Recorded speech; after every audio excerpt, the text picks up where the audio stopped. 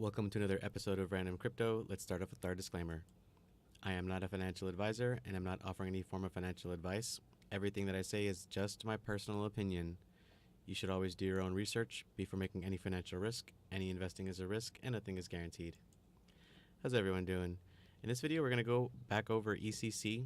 I kind of got some comments about this video that it was a better project and I should take another look at it. So let's take another look. So it's on CoinMarketCap at rank 415. The coin is roughly worth 0.0002 cents. Nothing's really changed as far as value goes.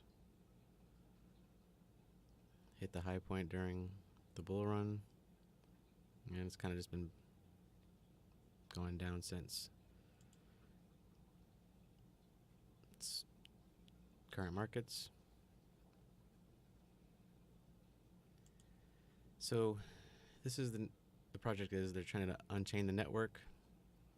Our goal is to relocate network services from the internet and move them over to the blockchain. It sounds pretty cool. So the best way to look at this project is let's just go through the white paper.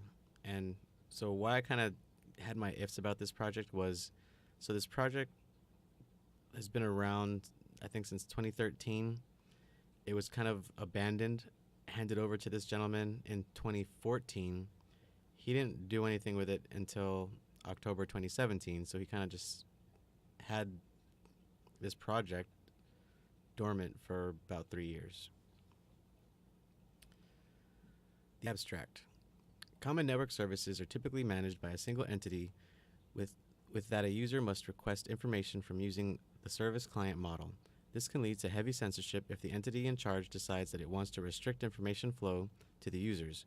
We propose a solution, the issue of censorship, using a peer-to-peer network in which information is publicly declared and verified by everyone on the network. Under this design, services and information are provided based on consensus of valid events witnessed by the entire peer-to-peer network, the entire peer-to-peer node network, and are only altered or added through the network-wide consensus.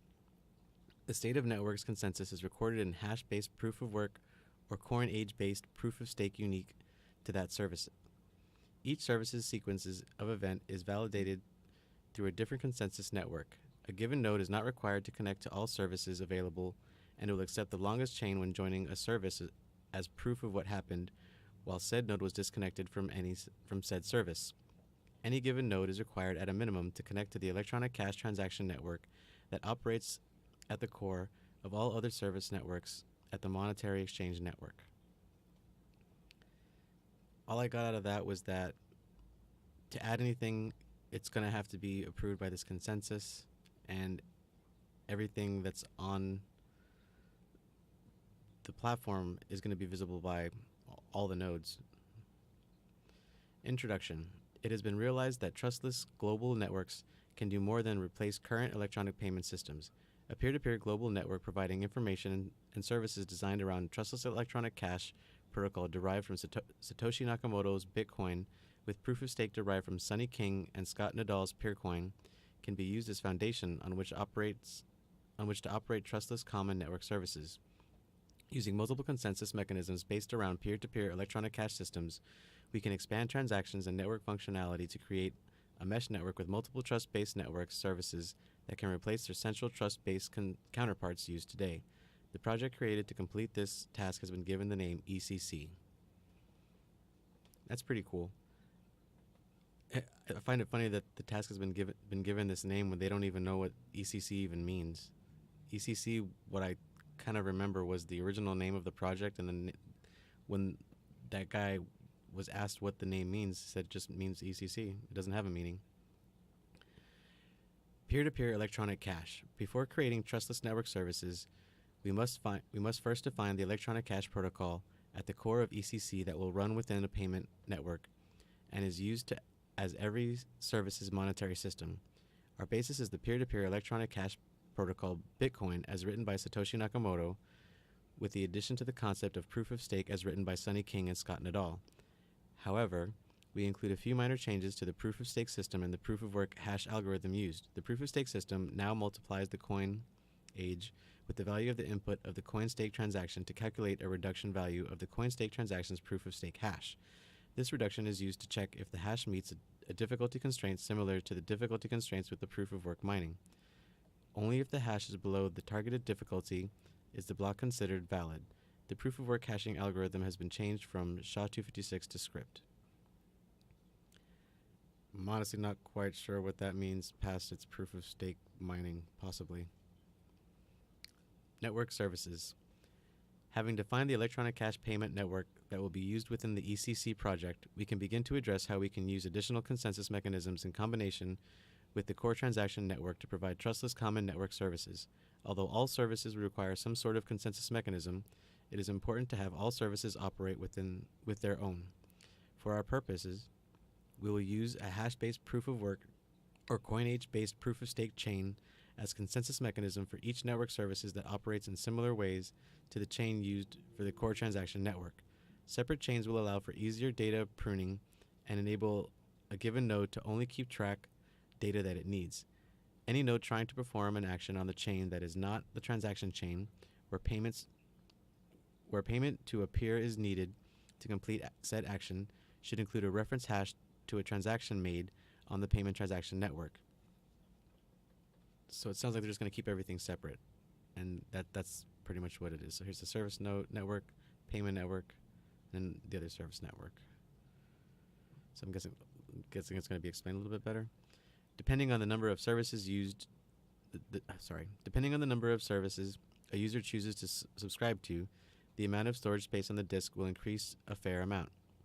It is important to note that for the transaction chain, the added fields in the transaction will add no more than 256 bits to the transaction side that references a service action. Not all transactions will reference a service action, so the averaging size increase in the transaction on the transaction network will be much less than this. Expanding transaction functionality. Given that our system uses electronic transactions without relying on trust, we can prove that any additional information provided with the transaction must also have originated from the same owner as the signature used to sign the transaction. We can use this to expand the functionality of our transactions to include additional requests of services running on the network. Transactions in service networks will use the same hashing function as the transactions on the payment network. New fields in non-transaction network transactions include service identifier, operation code, instruction data, payment hash reference. So it's kind of all described here in these two transaction diagrams. Their definitions are identified out here. And I'm not really going to go over it. It's just kind of telling you how the transactions are made, what those little blocks mean inside each one. Cross-chain agreements and contracts. We cannot ensure that agreements across the different network chains are honored by the nodes on the receiving end of payment if the service involves an action that is not stored on the chain. All payments for services should only be redeemable once the state changes of the service being utilized has changed to include the agreed upon operation. The payment for a service must include the service transactions ID in the service reference hash field, and the service transaction must include payment transactions ID in the payment reference hash field. Once again, this is kind of just going over how payments are done. Payments for a service should be redeemable for a set time predetermined by the sender before expiring. Once expired, a transaction can be abandoned by the sender and the containing funds will return to the original sender or original address. This expiration of payment validity can be embedded in any transaction script code to prevent redemption after the valid period of time has come and gone. So pretty much, you write the smart contract. If the terms of the contract aren't met within a certain time frame, the funds are going to be returned to you, which is, that's kind of typical for most smart contracts. So the conclusion, we have proposed a system of common network services without relying on trust. We started with the core peer-to-peer electronic cash network defined by Satoshi Nakamoto, implemented a custom proof of stake originally defined by Sonny King and Scott Nadal, and added additional chains to be used as a consensus mechanism for common network services. Cross-chain service contracts can be completed or canceled without the need for a third-party or centralized regulator. Nodes can subscribe to the services they want to use to prevent storing extra data. Nodes can leave and join any service network at will, accepting the longest chain for any given service as proof of what happened while they are gone. All states on the network can be enforced with their cross-chain as a consensus mechanism. Here are the references. And that was ECC's white paper. So, I mean, this all does sound pretty interesting. But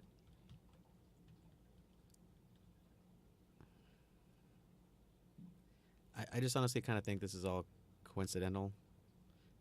That the guy just kind of decided to have this white paper right at the start of the bull run. Unfortunately, I mean, it did have followers, it did have progress. I'm just not quite sure. I'm really sorry, guys. This is really only my opinion. It does sound like a cool idea if you want to take the internet and put it on the blockchain. That honestly sounds like a very big task, and if these people are up to it, this group wants to have this with the platform, that's cool. More power to them. It's going to take a lot of people, a lot of individuals, and a lot of nodes to actually create an internet on the blockchain. Not saying that it can't be done. It's awesome. Maybe they should have renamed it. That's just me personally. Well, this is my second take on ECC. It's an okay project. I'm honestly just honestly, I guess I'm really just having a hard time with the current owner of it, because he just sat around with it for he sat around with it for about 3 years. Where help in the facts. That's right. That's where I found it.